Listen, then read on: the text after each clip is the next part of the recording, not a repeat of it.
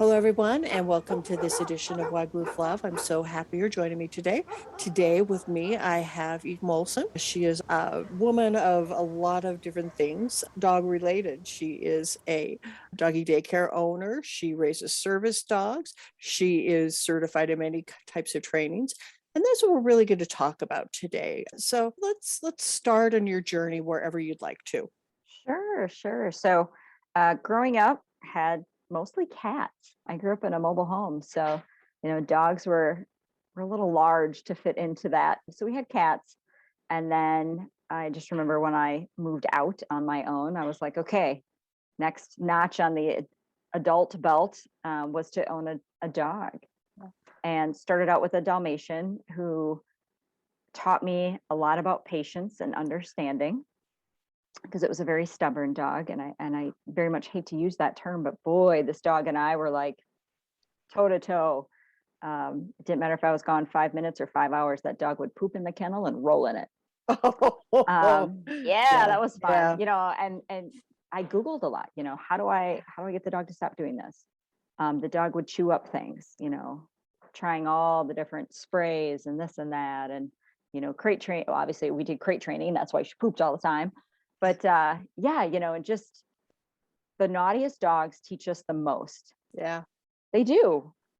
So she was like my huge educator. She taught me all about animal behavior and to recognize the signs and acknowledge the dog that I have in front of me. And I felt horrible because we tried the crate. We had the pooping incident.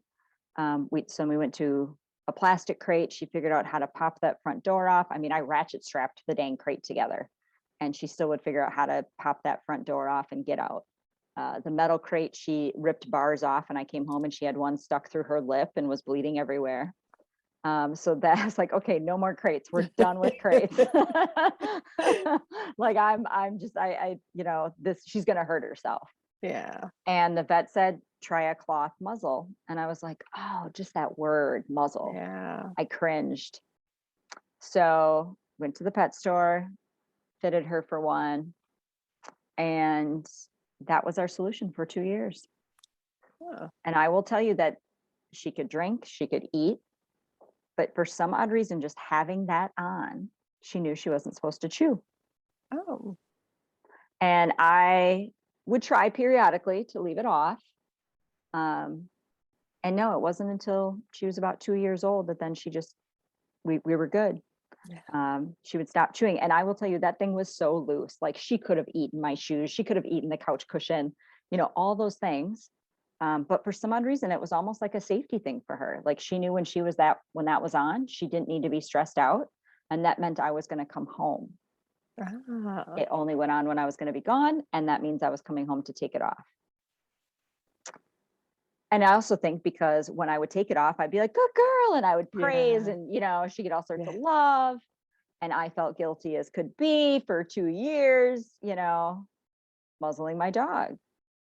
But because she had had exploratory surgery twice because of eating things. Yeah. I told you about the crate issue. Yeah. That was the solution that fit for her. It is not my go-to solution when we're talking about dogs and crating and all that stuff. But that was the solution that worked best for her. And I have never had a dog since that I've needed to do that with.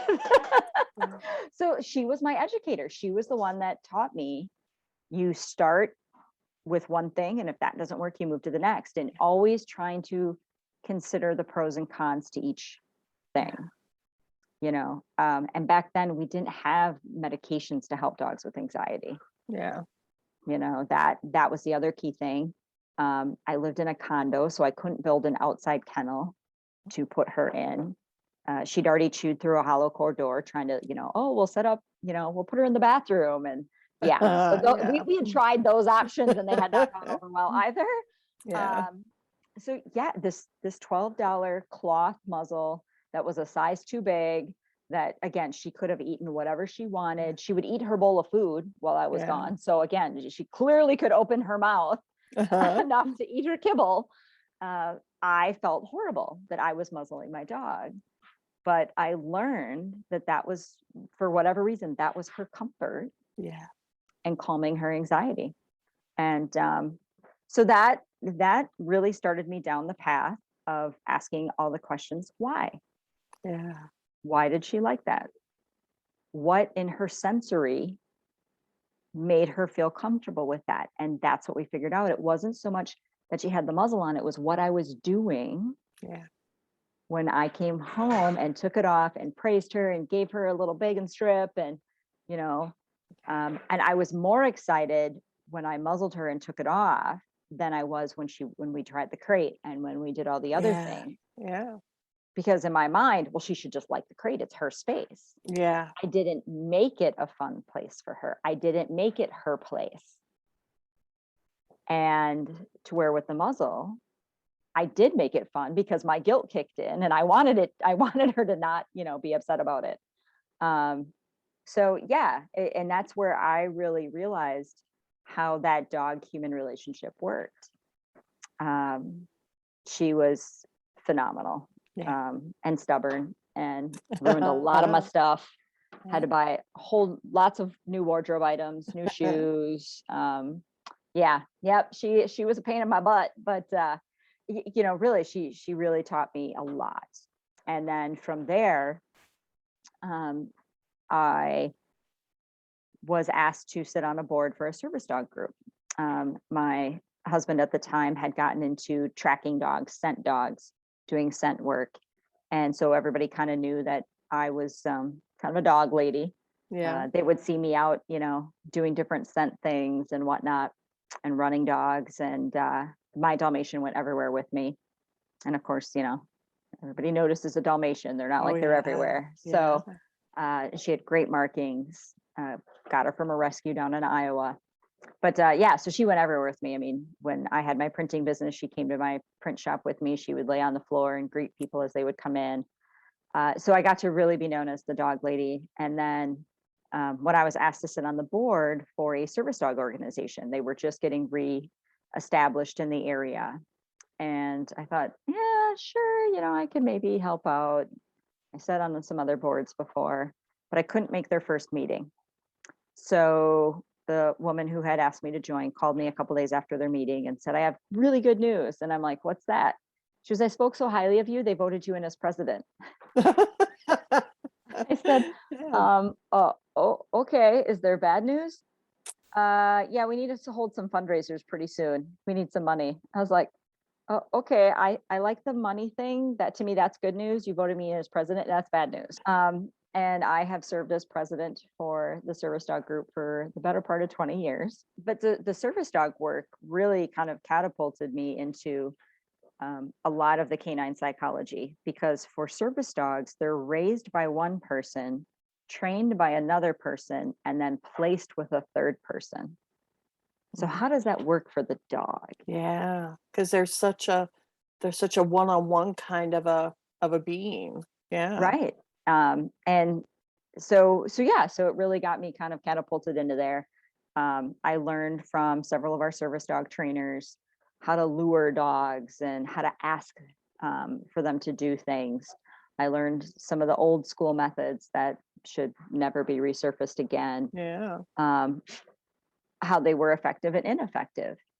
And as animal psychology has changed and our human relationship with animals has changed, we really get to understand more of choice, giving dogs choice and helping them to make right choices.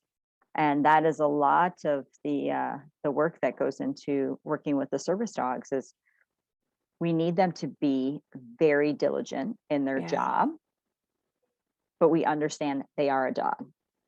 Yeah.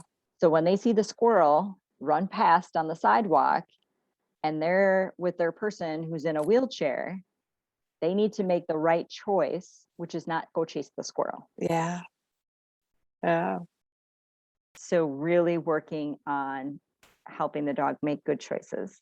Because that has to be of the hardest things. I know I interviewed a lady who is blind who has a service dog, and that service dog is everything to her and is her lifeline Oh yeah. to back to her social, to being in her social groups. But yet my dog, I mean, when we go out walking, she barks, she sees the squirrel she really want to go, she might pull me over. So there has to be so much discipline within the dog, and within all that it's got to before it gets to the person who is the person that that service is needed for.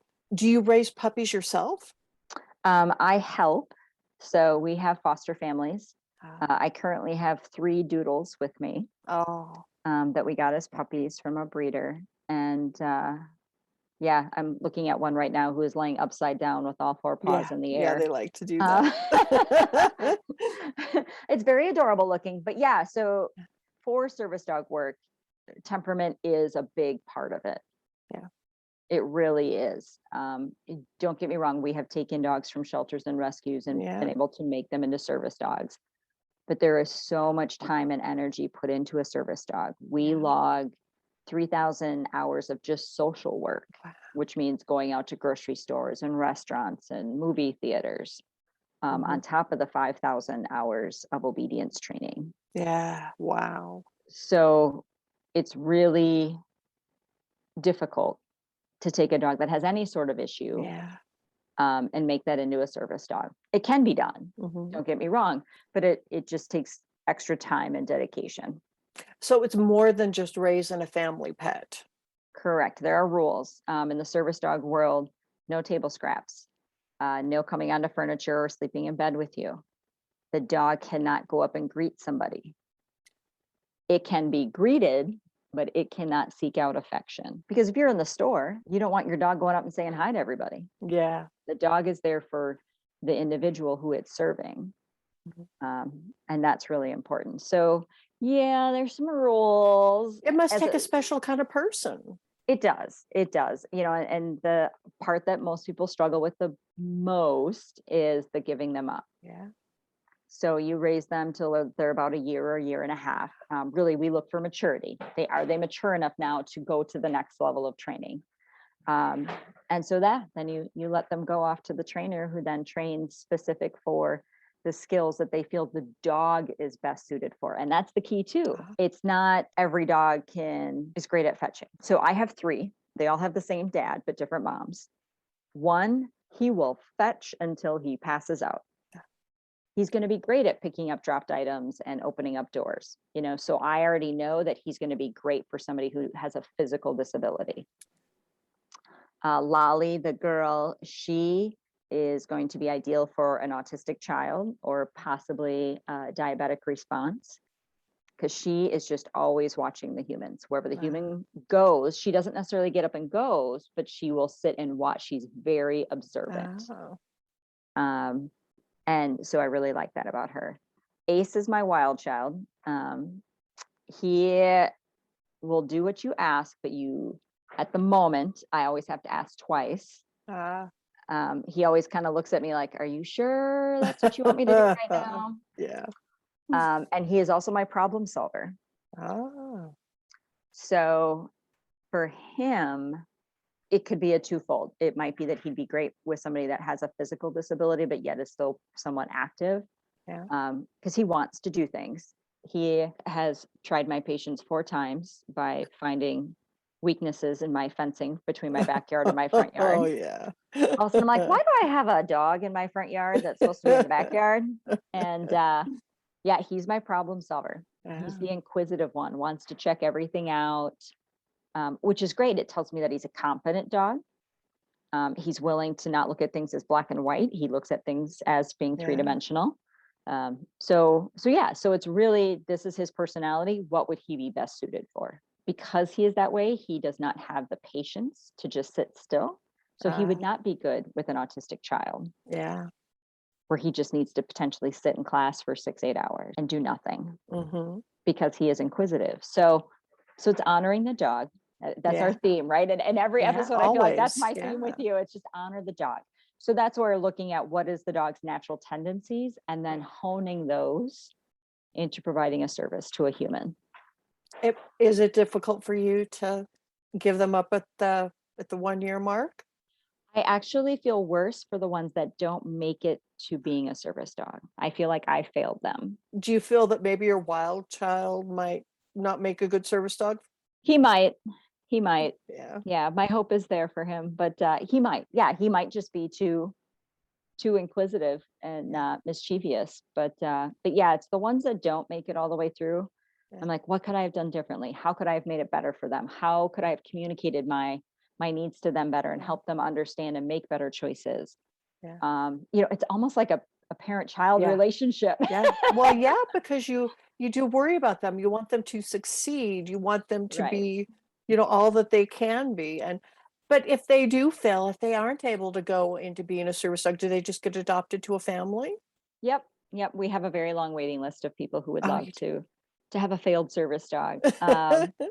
Because the reality is, I mean, they're very well behaved dogs. Ah, Most of the yeah. dogs that fail because they can't handle the social aspect of being a Okay. service dog. Yeah.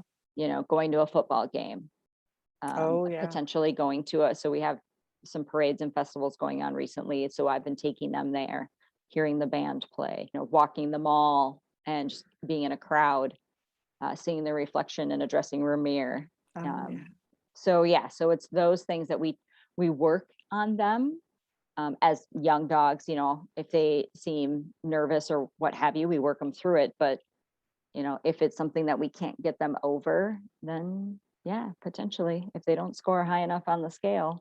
And I'm sure that it might be upsetting for, to see them fail, but it's good that you do have a long list of people that want to adopt. Yeah, yep. Every now and again, I'll be like, maybe I should keep this one. And then I go, but if Yeah. I do, then I can't keep moving forward and helping others. Yeah. So, Yeah. there is always that little bit of a tug on the heartstrings, but watching them go on to become service dogs and help the people that they were meant to help is so rewarding in so many Yeah. ways. Do you get to see Um, it all the way through to the end because you are the president of the organization? yes, yeah, yeah. Some people who got dogs when I had first joined the organization are on their second service Oh, dog. So that's kind of neat too. And just um, helping them with that transition. And it is truly heartwarming. I love to see it happen. Um, right now, as a single lady, it's great because I get to take the dogs with me into stores. So that's a great way to yeah. meet single people. Oh, yeah. Yeah, that is, it definitely is for sure. We So wait. yeah, it's helping my social life. There's nothing like a dog to just make friends, definitely. Absolutely, absolutely. It's a really nice icebreaker when I'm walking through the hardware store. So it takes about 3 years for them to become a service dog?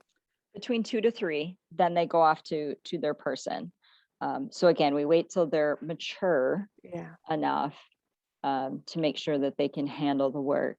So they usually get placed with their person when they're a year and a half to 2 years old. Sometimes 2.5, just again depends. And then usually a working service dog works until they're between the ages of 8 and 10 years old. It just Yeah. depends on Yeah. what service they're providing. Um, and then we tell people, when your dog starts to reach between 8 and 10 years old, if you want another service dog, that's when you need to start thinking of it because it's a process. People Yeah. wait, for us, our wait time right now is 3 to 4 years to get a service dog. And it's just because they're animals. It's not a Mhm. robot. Yeah. We fail 1 out of 3 dogs in our program. So yes, out of the 3 that I have, statistically, one of them won't make it. Um, but yeah, so it's a long process. We got a puppy raise, we need to do all the social skills. Then they go on to their specialty skill set and then their placement. But yeah, so no, it is a thing. And just because people want a service dog does not mean they get a service dog. Mhm. There are criteria. Yeah. For us, the service dog needs to help them lead a more independent lifestyle. So, as an example, the person that you knew that had a seeing eye dog, this allowed the person to get out and be more independent. Yeah. That's our criteria. If it's, oh, well, I want the dog because I'm disabled, that's not the criteria. Yeah. Is the home health nurse going to visit you less because you have a dog that can hit your life alert button if needed? Ah. that is a criteria. Are you going to go do your own grocery shopping now because you have a dog that can help press the buttons and open the door, and you feel stronger knowing that you have this animal, so you are going to now do more things? Absolutely. That's leading a more independent lifestyle. And we do home checks to make sure that the home and its surroundings are conducive to having a dog. Are they able to have other pets with the service dog? Cats, yes. Other dogs, dependent. If the other dog is very well behaved, sure. The dog is not well behaved, no. Retired service dog. So if their older dog is a retired service dog, would they then have two dogs? Is that the possibility? Typically, if they have a retired service dog, we ask that a family member take the retired one, because the retired dog will get really upset if they're no longer performing the service. Oh, I suppose so. That makes perfect sense for the dynamics. Yeah. Yeah, yep. We have tried it a few times and it has not gone over so well. Yeah. Yeah. And that's understandable. They've been their everything and they're doing their job and somebody comes in taking their job. That's as Yeah. a human, I can understand that. Yeah. I mean, the retired service dog is used to leaving the house all the time. And now they're being left home Oh, alone yeah. and the other dog is going. Yeah. That we see acting out, and all of a sudden they're pooping and peeing in the house Yeah. and doing things that are very out of character, and it's because of jealousy. And again, you can't fault them. Their No. life for the last Yeah. 8-10 years has been very Yeah. social and being with a human Yeah. out and about. So now being left home alone, it's a little traumatic Wow. for him. Yeah. So that brings me into, you're very involved with service dogs and raising them, giving them their start, but you're a trainer. Right. Yeah. So my training really started with the service dog work, which I would not recommend for somebody, by the way. I will tell you, it's very complicated. Um, it's so much easier just to teach a dog sit, come, lay down. You know, those are easy. Yeah. Because for service dog work too, we try not to use treats and food. Oh, They need to just want to do what we ask of yeah. them. So yeah, so I wouldn't recommend that's where you start your dog training career. There are lots of great online courses. There are some schools. And I can't tell you that there is a right or wrong, because it depends on what your philosophy is. So the newest model out there, that a lot of organizations are adopting, is what's called LIMA, least intrusive, minimally adversive. So it's kind of the do no harm concept. Yeah. And I don't know, I personally don't associate myself, I guess, which is why I say I don't know of anybody who starts with I'm gonna beat the dog into submission. Like, nobody Yeah. anymore, Yeah. I'll say that. That's not the philosophy that's out there. But you need to decide, if you want to start out as dog training, what is your philosophy. There's clicker training, there's luring, there's behavior modification. There's so many different types of training, and you can stick to one. You can be well-rounded.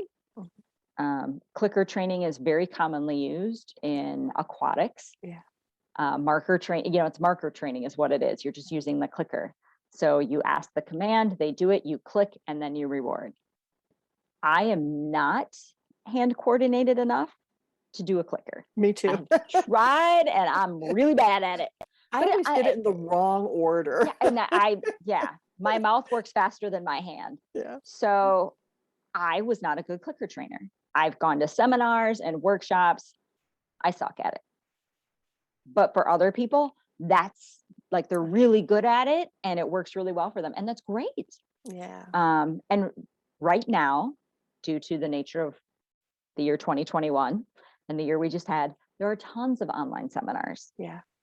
So I go to numerous conferences and I learn from all sorts of trainers. There are some that I don't agree with, but I still learn. I learned that I Yeah. don't agree with them. Yeah. And then there are other trainers that I go, oh my gosh, that's a phenomenal idea. I love that concept. So for me, becoming well-rounded and knowing what my philosophy is and how I want to work with dogs has led me down numerous paths. And there are numerous certifications. I mean, there's clicker certification, there's e-collar certifications, there's APDT, the Association of Professional Dog Trainers group has a certification. There's a new fear-free certification. There are so many certifications out there, and you can get one or you cannot get one. But the key is to know, what is your training philosophy? Mine is honor the dog in front of me. Yeah. Yeah. What is it this dog needs from me? And what do I need from this dog? And how do we meet that need? Which is why I go to so many conferences Yeah. and try and learn from so many people. There's two primary organizations, the Association of Professional Dog Trainers, and then there's the International Association of Canine Professionals, so APDT and IACP. Those are the two big houses of dog trainers. And both of them have different philosophies as far as, what types of training they promote.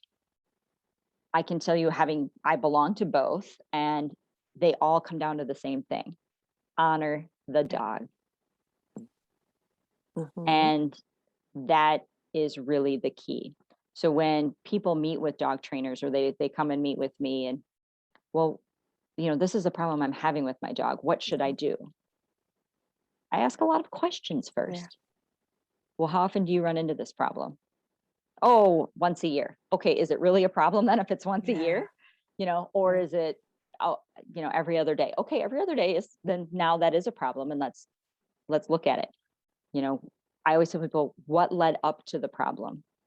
It's like when people say, well, the dog bit and there was no, Yeah. I didn't see it coming. Yeah. Oh, there's always some tells. What So led to that? it sounds kind of like a really good dog trainer is a good detective.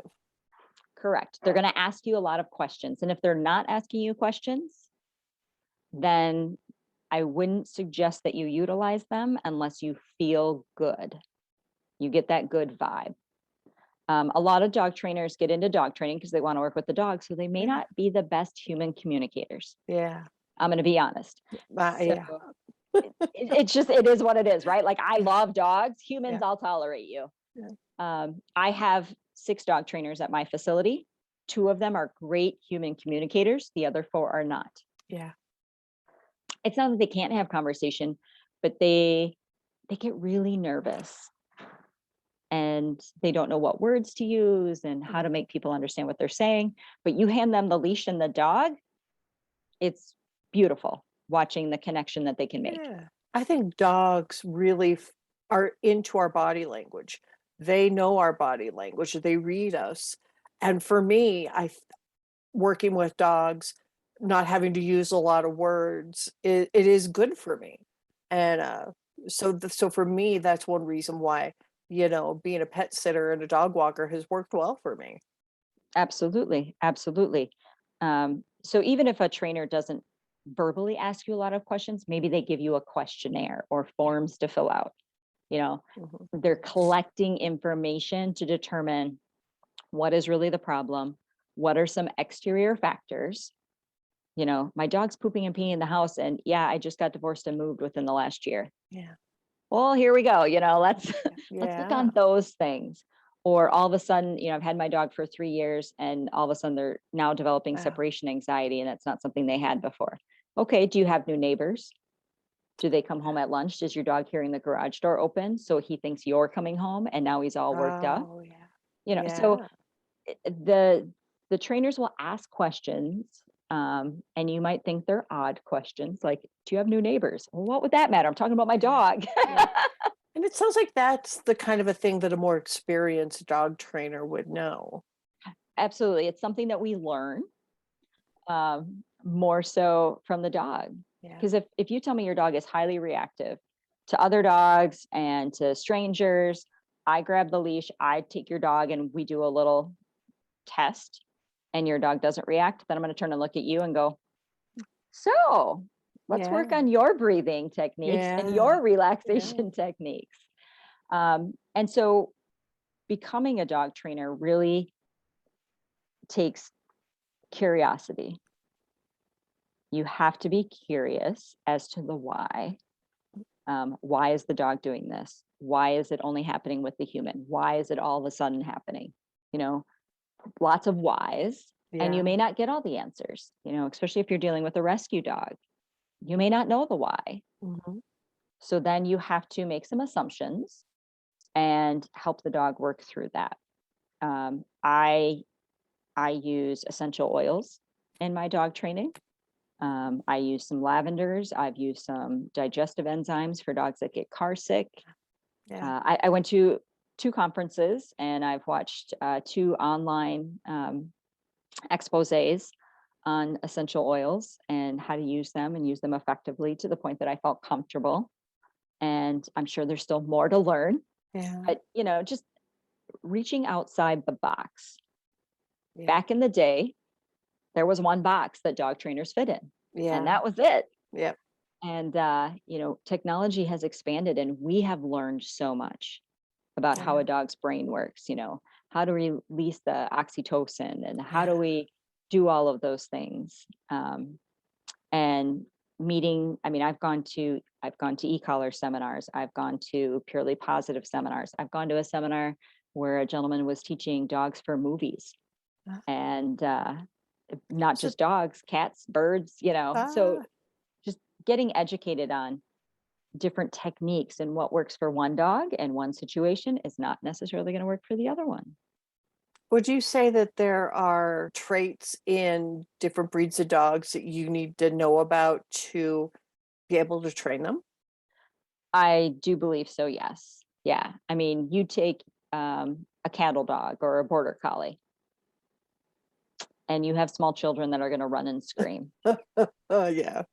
Don't be Yeah. surprised if they're running and nipping at their Yeah. ankles, you know, Yeah. trying to herd them. Mhm.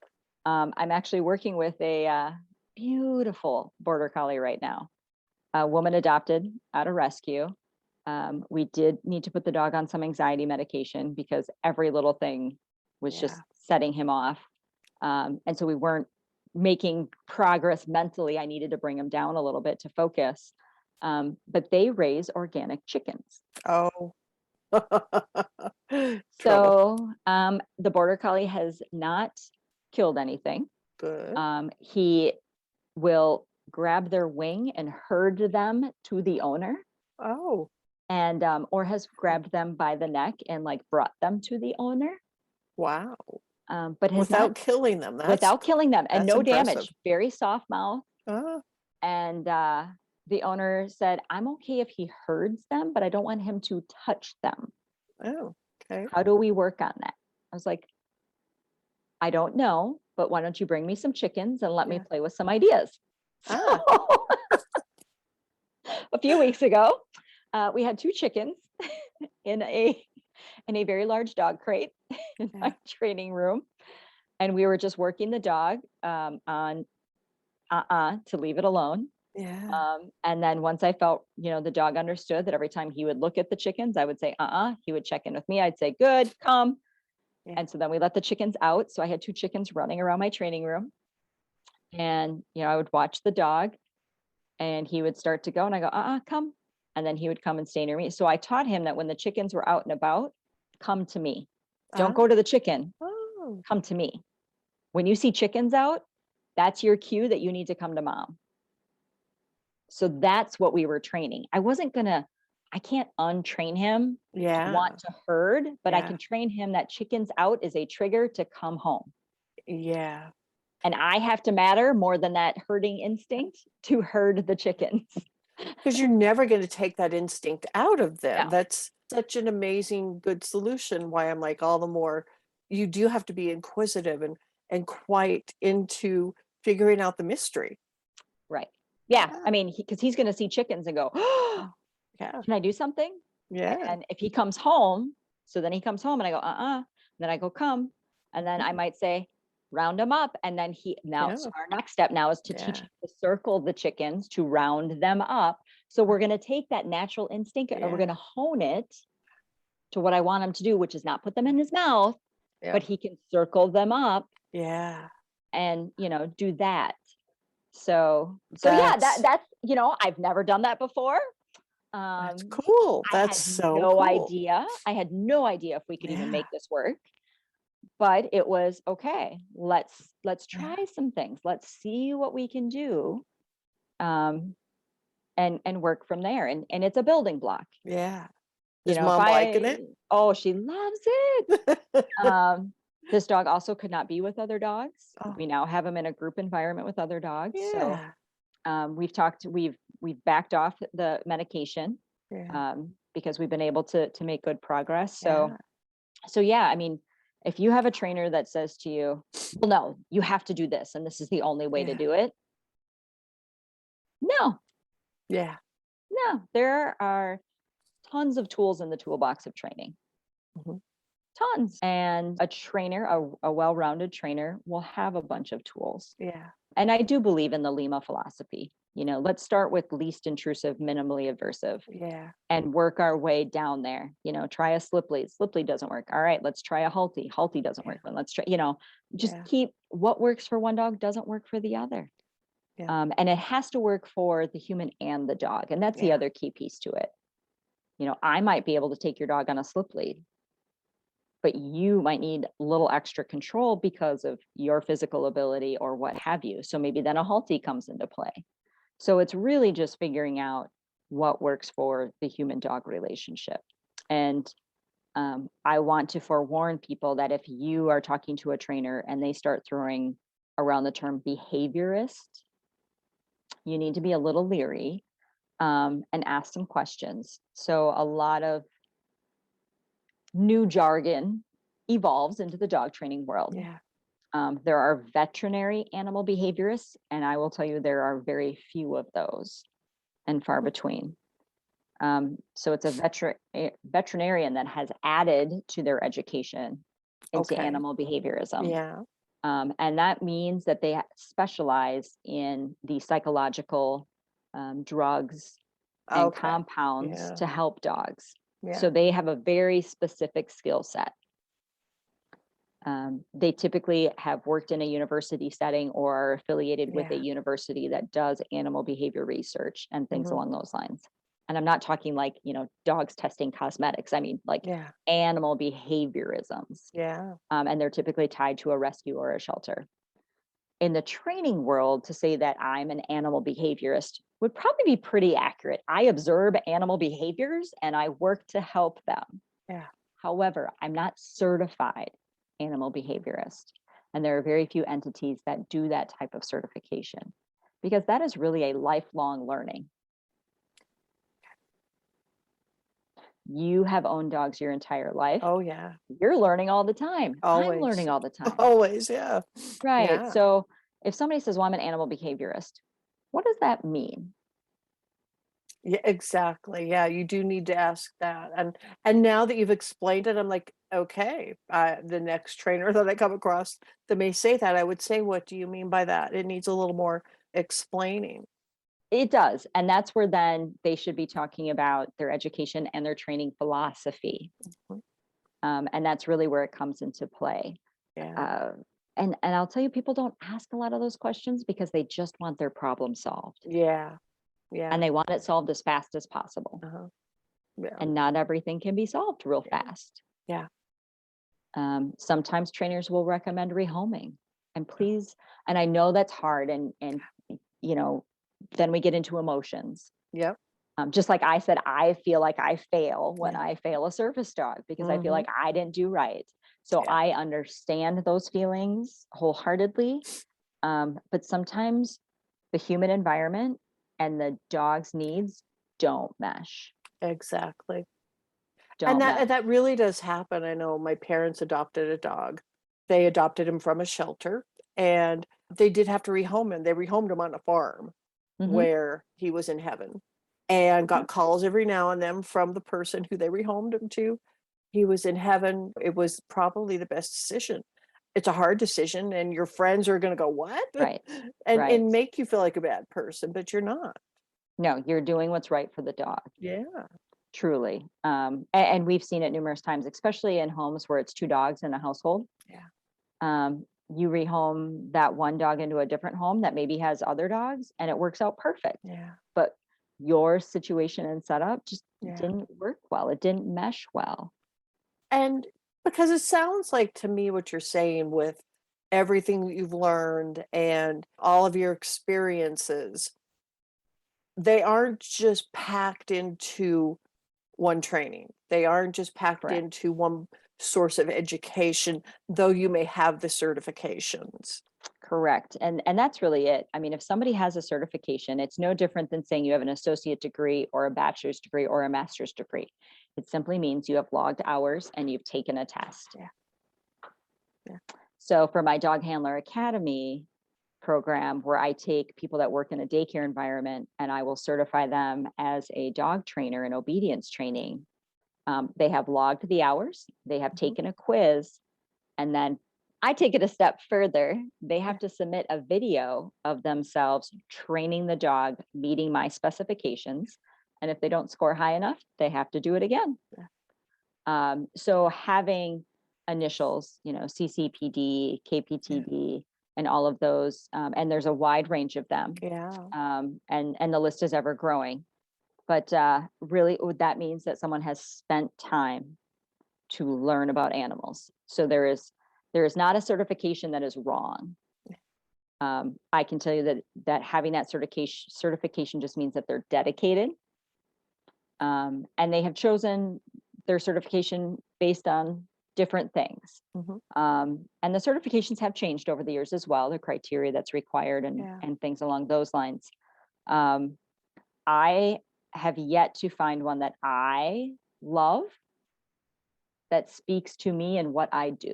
So if somebody came to me and said, Eve, what are you certified in? I would say, I am certified in dog training. And do you have certifications? I don't aspire to be pinned to any one Yeah. camp. Yeah. So I tell them the organizations that I belong to, the conferences that I go to, the tools that I utilize that are in my toolbox, and where I start. And that is really where I go. And depending on the person's situation and the problem and the dog, that dictates my training. And I'm never in charge. I am never in charge. As much as I say I'm a dog trainer, I'm a dog learner. Yeah. The dog is training me on what their needs are and how Yeah. they want to be communicated with. Because it's like people, everybody is a little bit different, and what may work on you may not work on me. And I've noticed with my dogs, my Golden and my Bernie Doodle, they are two different dogs. The Golden was so easy to train. Mhm. She was really, really easy to train. My Bernie Doodle was easy to train, but in a very different way. The things you've told us to do have been very helpful, but it's my first experience with that type of a dog and that type of a learning. Sure, sure. And we've talked about different things. We've talked about Yeah. the find its, we've talked about the Yeah. distraction pieces. Oh, We've talked yeah. about using compressed air, and that's just it. Yeah. It's a good trainer will have tools in their toolbox. It won't Mhm. be, well, this is how you train, and Yeah. this is the only way to train, Yeah. because that ideology is gone by the wayside. Yeah. And training has very much evolved, and there are so many new tools now. I mean, think about, we have now in-ground fencing, we have wireless fencing for our dogs. We have Yeah. dog trackers, Oh, little yeah. fobs they can wear on Oh, their yeah. collars. Yeah. So, everything has changed. There was a dog in daycare actually yesterday. The mom called this morning, want to know why her dog hadn't logged any steps while in daycare. And I was like, huh? Well, he wears a Fitbit thing. And I said, oh yeah, Uh, that thing. I said, I had to take his collar off because the other dogs wanted to chew that thing yeah. that was Yeah. hanging on his collar. I said, and I didn't know what it was. I thought it was like an in-ground fence thing. So I had Yeah. taken the collar off because I was like, oh my gosh, if a dog chews on this and then the Uh-huh. battery comes off or just whatever else. And she goes, oh yeah, that's his Fitbit. I just wanted to know how many steps he got. If you would have told me 5 years ago that we'd have Fitbits on For dogs, I would have dogs. laughed at you Yeah. hysterically. And I think it's great because it shows that we care about Yeah. our pets. our pets are integrated into our everyday lives. Yeah. What we do for ourselves, we are doing for our pets, and there's nothing wrong with that.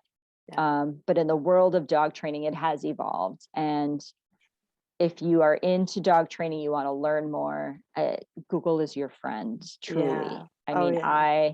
I adore listening to dog trainers. Like I said, even if I don't agree with them, I like to listen to them. I'm always curious of what their philosophy is. How did they get to that? Mm-hmm. And I may never use what they've taught, but if I ever come across somebody that's using it, then I just know to walk away. Yeah. There's a dog trainer out there that his whole teaching philosophy is bonking your dog on the head with like a pool noodle or a towel. Hmm. And he does not belong to either organization. In fact, I think they've both banned him. But it's just, when the hairs on the back of your neck stand up and you don't feel comfortable, Yeah. walk away. You must. And because you brought up a point, and I have a question that I want to ask on that of people want their problem solved and they want it solved now, though it's a lifelong learning type of a thing. What do you think of people who don't want to do the training at all? They want to send off puppy to a puppy boot camp and get it solved, and then they'll learn from there. But the puppy will come home and have it solved, supposedly, allegedly. Yes, supposedly, allegedly. So those are board and trains. Yeah. And I do board and trains. And I will tell you, most of the time when I get a board and trained dog, it is for dog reactivity. The owner is walking the dog and the dog is losing his mind. And the owners they're like, I'm done. I'm done. Yeah. I just don't know what to do. And they're so frustrated.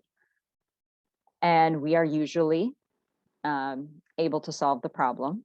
So I recondition the dog. It's BAT and CAT are the acronyms for it, but it's behavioral training at a distance. So we're usually able to solve that problem, and then we bring the human back in, and then we work on breathing techniques and all the things that they need to do.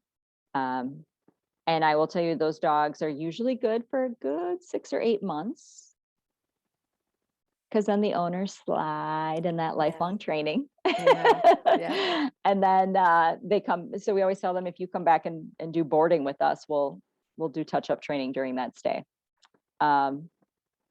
It truly is. It's up to the human. Yeah. I don't think there's anything wrong with the board and train program. I run 3 different ones. I do a board and train where they're with me 3 weeks. I do stay and train where they're with me Monday through Friday and they go home on the weekend. And I do day training where they come every day for the 3 weeks. So there's different options. And again, it depends on what fits the home and the lifestyle. Yeah. And I will tell you, small children really dictate that, because they can't imagine Fluffy not spending the night in their bed. So, Oh, yeah. Yeah. so they dictate a lot of which program. But the key is that people need to like you said, people need to understand, I can work your dog and your dog will be great for me. And now you need to follow through as the human. It is your responsibility to follow through on the training. And you've invested a serious dollar amount into this. Yeah. And honestly, that is one of the reasons why trainers do charge a significant dollar amount for that. Because we're hoping that you're going to put your money where your mouth is, and vice versa. Because we want you to follow through. And we hope that if the dollar amount is significant enough, that is your buy-in to make this happen. And so those situations are good. I can tell you, depending on what type of training you want done, the length of time needs to be questioned, and things to watch out for. Can you come and see the dog? Oh, yeah. So Can in you? my 3-week long training program, you can come once a week, typically on a Sunday, for an hour and just play with your dog. I'm not going to talk to you about training. We're not going to do that. It is simply meant for you and the dog to have a little hour of fun. Yeah. How do you get updates on the dog? How is that communicated to you? If you don't get any communication while that dog is away for training, that's a red flag. Yeah. I have Facebook, so we shoot Facebook videos and put them up. What is the after training follow-up? So I do a usually 1 hour to hour and a half session. And then I tell them, in 2 weeks, you call me and we can do another 45-minute to an hour follow-up session. Because I'm trying to give you all this information that I've spent 3 weeks honing. Yeah. And you're just so excited to see your dog and this and Yeah. that you may not remember everything. So yeah, what is the aftercare follow-up? So another really good question that people always ask, is there a guarantee? I said, well, are you going to guarantee to me that you're going to keep up with the training? Yeah. I can't. Like, if you tell me absolutely 100%, I will sign on the dotted line, I'm going to be so diligent. Absolutely, I'll guarantee it. But the Then prove reality it is, on a nanny right, cam. right. Yeah. I mean, the reality is, come on. Yeah. That's like saying your kid will never get in trouble at school. Oh, yeah. Right. Yeah. We all have the best of intentions. And so that's just it. So what is the follow-up? Some trainers will give you lifetime follow-up where you can come back anytime and do some touch-up lessons. But there should be some sort of a follow-up Sure. program, plan. Maybe, you join their monthly Facebook group, whatever that might be. There should be some offering to help you continue along the dog's journey. And one thing I I worry about is how hard is it on the dog for a board and train? Usually, so like for us, the first day is just no training. It is just let them decompress, let them get used to us coming in and out, taking them out to potty. And then usually day 2, we play some games with them and just kind of have some fun. We're throwing treats around, just getting to know the personality and building relationship. Yeah. Sometimes that building relationship takes longer. And so maybe the board and train is extended to a 4-week program. And that's, again, honoring the dog. What does the dog need? How do I get to communicate with your dog? One of the board and trains we had, the dog would bite the woman's feet if she had a blanket over her legs. And she wanted the dog to stop doing that. And I said, well, I will see what I can do. So I kept setting up the scenario. Dog wasn't having it. Dog wasn't having it. All right. So found out the difference was I needed to have bare feet under the blanket, not my shoes. Yeah. And the key, when your feet are bare and you kind of wiggle your toes. Yeah. Oh yeah, that got the dog super excited. And then he would bite your dang toes. So some things just take longer, the dog didn't trust me. I didn't understand the whole concept. But yeah, so there needs to be good communication. There needs to be a follow-up program in some way, shape, or form. And don't be offended if there is a charge for that follow-up program, because again, you are not just getting your dog trained. You are accessing a plethora of knowledge from this person, and it all takes time, energy, and effort. So yeah, I have numerous programs at my facility to try and fit everybody's budget and needs. But I'm also very cognitive of how much time is involved. So my dog school program, where a dog only comes twice a week, that one is 3 months long. I need more time because I'm only seeing your dog 2 days a week. That also makes it much more affordable on a per weekly basis, to where my board and train, it's one lump sum, it's significant, and I have your dog for 3 weeks straight.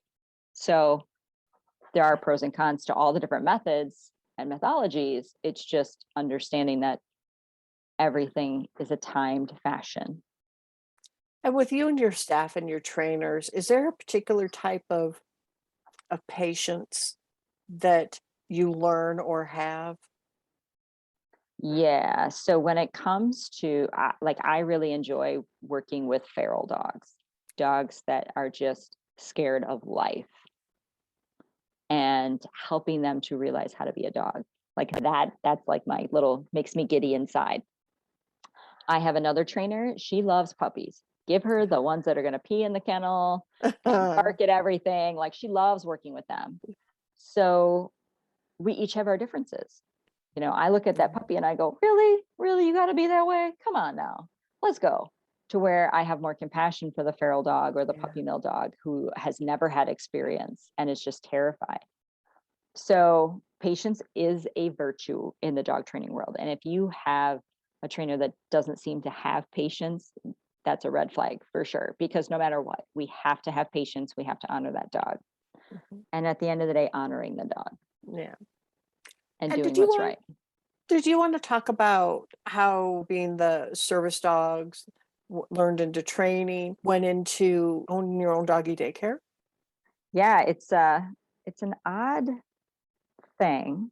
So I have a bachelor's degree in business, and I actually previously had owned my own Yeah. quick printing type of company. So, letterhead, business cards, brochures, and was doing that while I had started to get into the service dog world. I was owned that business when I was asked to sit in on the board. And then from there, I worked at corporate jobs, doing sales and legal and HR and various things, all while just continuing to learn about dogs. Like dogs were my hobby at that time. And then when doggy daycares kind of came to be, we were like, our service dogs, they need a day off. So we enrolled them in a dog daycare. So one day a week, a different dog would go to daycare and just get to be a dog and have a great time. And I had a bad experience at a doggy daycare. Oh, And it wasn't a bad dog experience, it was actually a bad human experience. And I thought, oh my gosh, I can do this so much better. And I did. yeah. So it took me 5 years to do research. I traveled 5 states in the Midwest touring other dog daycare facilities. So my weekends were like, hey, road trip, 10 hours.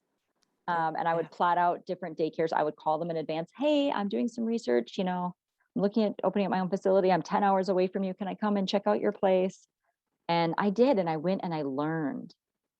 And I learned more what not to do in a dog daycare and boarding environment. And it was great education. So then when I decided to take that leap and to open up a facility, which is a big leap, just opening a business is a big leap. Yeah. Yeah. And I felt good about what I was doing. And I am an innovator in the sense of I love knowledge. I love to take things and go, how can I make it better? How can I make it better? How can I make it better? Today's my day off, and I was at the facility at 8 o'clock this morning, and I was back by some of the crates, and I'm like, you know what? I think I can make this. I'm going to do this and this and this, and I think this is going to work better. And da da da. And just really trying to make things progress. And as our relationship with animals has progressed, Yeah. they don't just sleep on the front porch anymore Yep. Yep. and run the neighborhood. They're in our beds. They're seeing eye dogs now. They do so much now, that yeah, I'm just fascinated by them. I'll just sit and watch them. Yeah. I Yeah. do. I'll just sit and watch them play and interact, and find it very interesting. Why did they do that? Oh, did you see that little ear went straight out like that?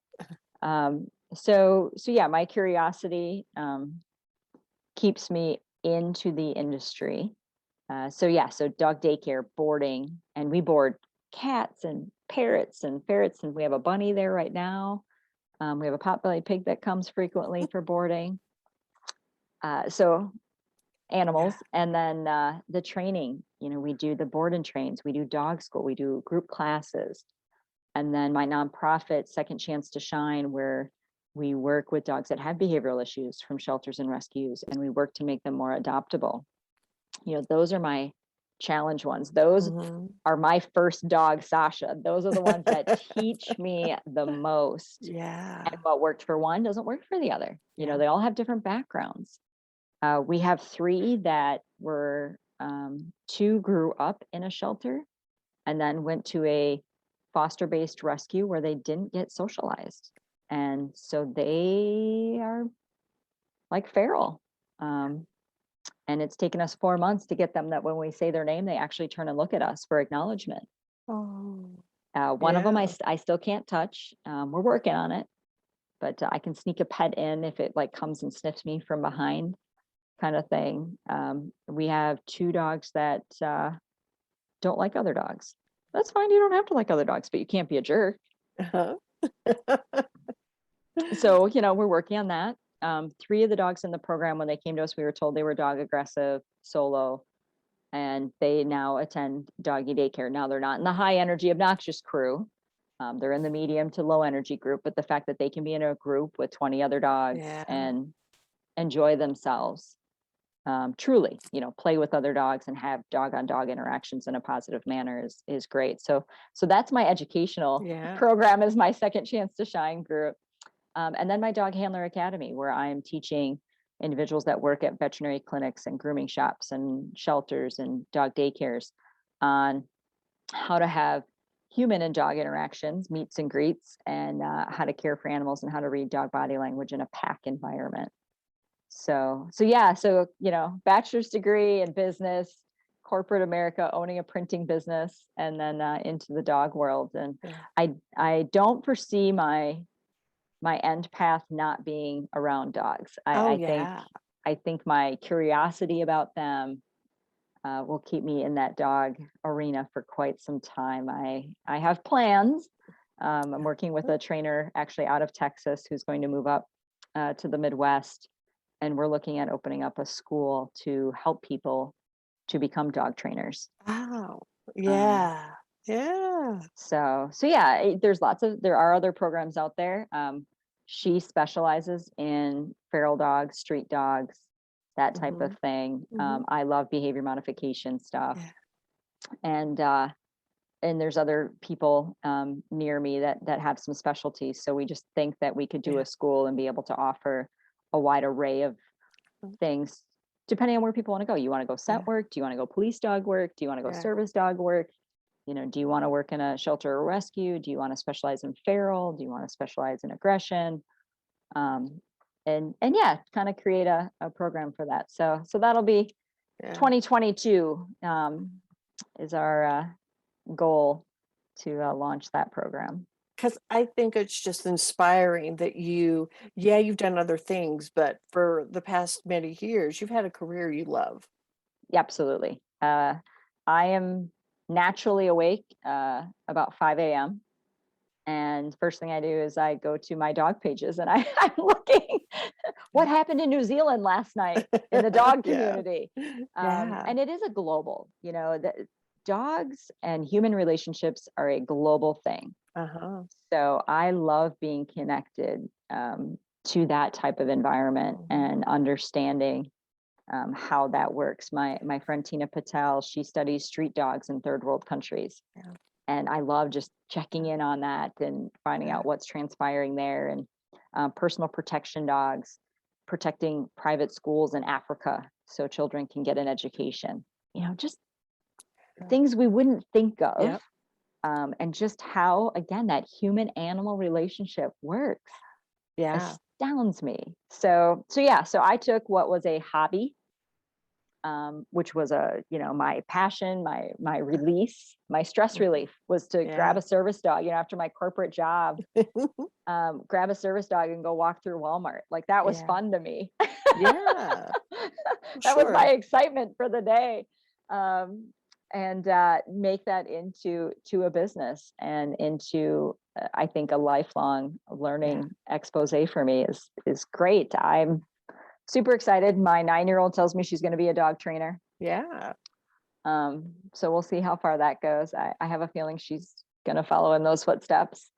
But it's the perfect training ground for her in being able to see the doggy daycare and seeing so much body language and seeing so much different interaction of dogs. You just can't get that anywhere else but seeing it. Yeah. On our way to school this morning, there was a dog with its head out the window.